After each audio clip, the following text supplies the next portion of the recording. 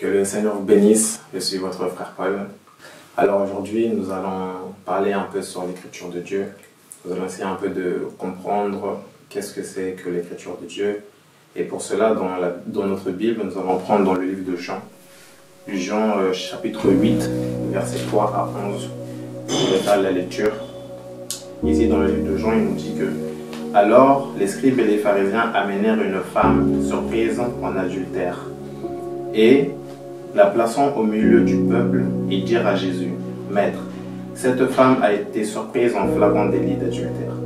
Moïse, dans la loi, nous a ordonné de lapider de telles femmes.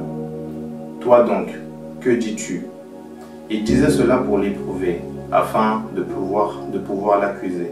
Mais Jésus s'est tombé baissé, écrivait avec le doigt sur la terre. Comme il continuait à l'interroger, il se releva et leur dit, « Que celui de vous qui est sans péché jette le premier la pierre contre elle. » Et s'étant de nouveau baissé, il écrivait sur la terre. Quand ils entendirent cela, accusés par leur conscience, ils se retirèrent un à un, depuis le plus âgé jusqu'au dernier. Et Jésus resta seul avec la femme qui était là au milieu. Alors, s'étant relevé et ne voyant plus que la femme, Jésus lui dit, « Femme, où sont ceux qui t'accusaient? Personne ne t'a-t-il condamné ?» Elle répondit, « Non, Seigneur. » Et Jésus lui dit, « Je ne te condamne pas non plus. Va et ne pêche plus. » Voilà ce que nous dit l'écriture de Jean ici. Et c'est là où je vais tirer une petite exhortation qui se nomme l'écriture de Dieu. À comprendre que lorsque les scribes et les pharisiens amenèrent cette femme-là auprès de Jésus, remarquez qu'elle avait été surprise en plein adultère. Donc ce n'était pas quelque chose qu'ils avaient entendu dire, ce n'est pas quelque chose qu'on leur avait raconté au loin. C'est-à-dire qu'eux-mêmes, ils étaient là et ils ont surpris cette femme-là en train de commettre cet acte-là. Mais remarquez que c'est seulement la femme que les scribes et les pharisiens ici avaient amenée auprès de Jésus, non pas l'homme. Où était l'homme? Pourquoi seulement la femme que les scribes et les pharisiens amenèrent ici à Jésus? Il faut comprendre que les pharisiens voulaient déjà ne plus entendre ce Jésus-là. Les pharisiens déjà avaient pour but d'exterminer Jésus par ce qu'il disait, par ce qu'il faisait, parce que à ce temps-là, c'était la loi. Les scribes et les pharisiens obéissaient à la loi de qui? À la loi de Moïse. Et Jésus étant venu ici, se présentant lui-même comme étant Dieu, cela coïncidait pas en fait avec la loi de Moïse, parce que eux ils attendaient le Messie, mais ils ne savaient pas que ce Messie-là allait arriver dans la chair, dans la peau d'un homme. Donc ici, comme la Bible aussi, on l'a lu, qu'ils amenèrent cette femme-là. Pourquoi? Pour éprouver Jésus. Et Jésus, ayant compris tout cela, se baissa et écrivit avec le doigt sur le sol. Mais maintenant, nous allons à peu près comprendre ce que Jésus là pouvait écrire sur le sol.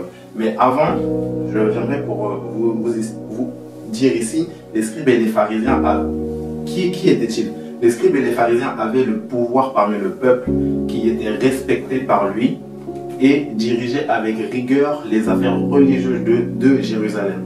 Donc les scribes et les pharisiens, en fait, ici, ce n'était pas n'importe qui.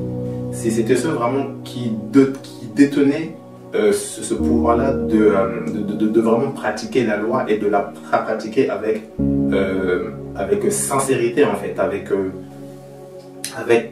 acte de foi. Parce que les affaires qui étaient dans la loi, c'était vraiment des affaires pures, c'était vraiment saint. Et ce ne sont pas n'importe qui, en fait, qui pouvait pratiquer cette loi-là jusqu'à lapider un homme ou une femme. Ce n'était pas n'importe qui. Donc les scribes et les pharisiens avaient cette capacité-là, de leur titre, de pouvoir juger un homme. Maintenant, dans le livre de Lévitique, chapitre 20 au verset 10, ici il nous est dit dans la version du second, si un homme commet un adultère avec une femme mariée, s'il commet un adultère avec la femme de son prochain, l'homme et la femme adultère seront punis de mort. Donc, ce que les scribes ici et les pharisiens faisaient, ils n'étaient pas en délit. C'est même écrit ici qu'ils avaient le droit, ils avaient le pouvoir de condamner ces personnes-là de mort. Et dans leur ancienne pratique ici, la condamnation par la mort, c'était la lapidation. Donc cette femme, surtout qu'elle avait été surprise d'adultère, devait forcément être condamnée. C'est-à-dire qu'il n'y avait pas d'échappatoire pour elle, c'était la condamnation ou rien. Mais regardez ce que Jésus fit ici. Lorsque Jésus écrivit avec son doigt sur la terre, il se releva, parce qu'on continuait à le questionner, et il dit que celui d'entre vous qui est sans péché jette le premier la pierre contre elle. Et c'est là où on voit que du plus âgé au plus jeune, nul n'a pu jeter la pierre contre cette femme-là. Jésus n'a pas parlé, il a seulement écrit sur le sol. Et lorsqu'il a parlé, c'était seulement pour dire ces mots-là, que celui qui est sans péché jette en premier la pierre contre cette femme. Et personne, du plus âgé au plus jeune, n'a pu jeter la pierre. Pourquoi? Parce que lorsque Jésus écrivait par terre, en lisant l'écriture de Dieu sur le sol ou sur le sable, ici, en fait, ils étaient dans leur conscience, ils étaient condamnés en fait. Ils disaient que, oh, c'est vrai que cette femme-là, on l'a surprise en plein adultère, mais quand tu te regardes intérieurement, quand ils se sont regardés intérieurement, en fait, ils avaient une condamnation. Ils disaient qu'en fait, moi-même, nous-mêmes, nous tous qui sommes là, on n'est pas dignes en fait. On n'est même pas propre à nous-mêmes. Alors pourquoi condamner cette femme qui a été surprise en plein adultère de lui donner la mort, alors que eux-mêmes, ils savaient qu'ils n'étaient pas forcément dans une position loyale en réalité. Donc c'était accusé dans leur conscience. Et ça, c'est seulement eux qui savaient. Parce que Jésus écrivait seulement sur le sol, mais tous ceux qui lisaient l'écriture de Dieu, eux, en fait, ils avaient une part de condamnation à chacun. C'est-à-dire que chacun se reconnaissait, se reflétait sur ce que Jésus écrivait là sur le sable. Donc, c'est là où je vais parler du jugement des hommes.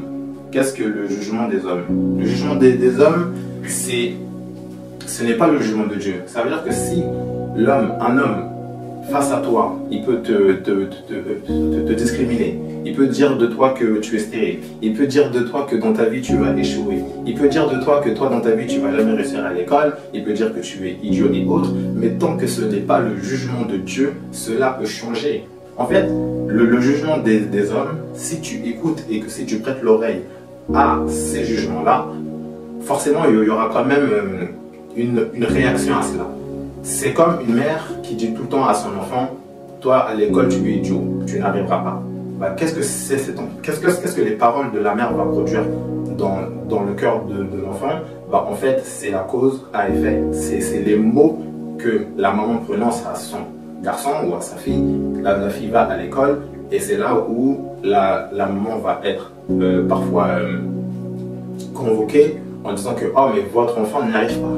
Votre enfant a toujours des notes inférieures, votre enfant est toujours distrait, votre enfant ne comprend pas ce qui se passe, alors qu'elle oublie que c'est ses propres mots, c'est sa propre condamnation qu'elle a amenée sur ce dernier. Et voilà comment, si quelqu'un prend en considération le jugement des hommes, si quelqu'un prend en considération ce que l'homme peut dire de son prochain, qui n'ira pas loin, qui sera stérile, qui va toujours échouer, qui ne saura jamais avoir un rang social par exemple élevé, et si cet homme-là prend vraiment cela à cœur, c'est ce qui va arriver malheureusement au bout d'un moment. Mais ça, remarquez bien que ça c'est le jugement des hommes. Mais maintenant revenons un peu à l'écriture de Dieu. Qu'est-ce que Jésus dit à la femme une fois que les pharisiens accusés dans leur conscience se sont tous éloignés de la femme? Reprenons un peu la lecture ici. Il dit, Jésus se redressa et lui dit, où sont-ils? Où sont-ils? Point d'interrogation. Ils étaient déjà partis. Où sont-ils? Personne ne t'a condamné.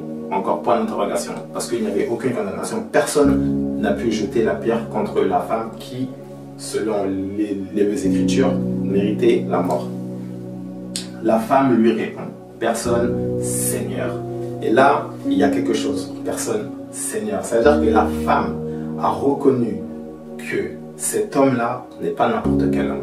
Comment est-ce que cet homme a pu me libérer de la mort en fait? Parce que cette femme-là était condamnée. C'est-à-dire que lorsqu'on l'a amenée là au pied de Jésus, pour elle c'était la condamnation. Ces hommes allaient la lapider.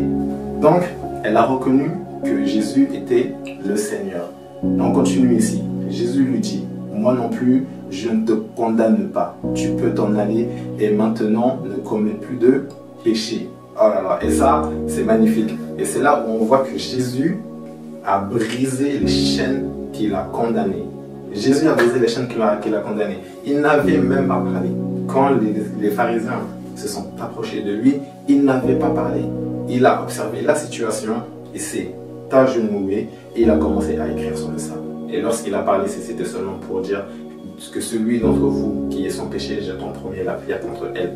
Et laissez-moi vous dire que c'est la même chose qui arrive dans ta vie. Dans ma vie, c'est la même chose. Les hommes peuvent nous traiter de tout. Les hommes peuvent dire ce qu'ils veulent de nous. Mais ce qui compte, ce n'est pas le jugement des hommes, mais c'est ce que Dieu va dire dans ta vie. C'est ce que Dieu va écrire pour toi dans ta vie. Et pour cela, parfois, on passe par des périodes et des situations compliquées. Mais ce qu'on oublie de faire, c'est d'aller dans la présence du Seigneur, de répondre avec un cœur sincère et dire que Seigneur, cette situation-là, moi, je ne l'avais plus. Cette condition-là, moi, je ne l'avais plus. Et Dieu peut écrire comme il avait fait avec cette femme. Dieu peut écrire encore dans ta vie quelque chose de nouveau. Et laissez-moi ici vous dire ce que Dieu peut ajouter encore dans votre vie. Là où les hommes vous condamnent, là où les hommes vous disaient que vous étiez belle, que vous étiez stérile, que vous allez échouer, que vous n'allez jamais être béni, Jésus ici te dit que tu es intelligent. Jésus écrit encore pour toi aujourd'hui que tu vas être élevé, là où les hommes disaient que tu n'allais jamais avancer dans ta vie. Dieu peut dire dans ta vie que tu seras béni. Dieu peut dire dans ta vie que tu seras fertile. Dieu peut écrire dans ta vie que tu vas réussir.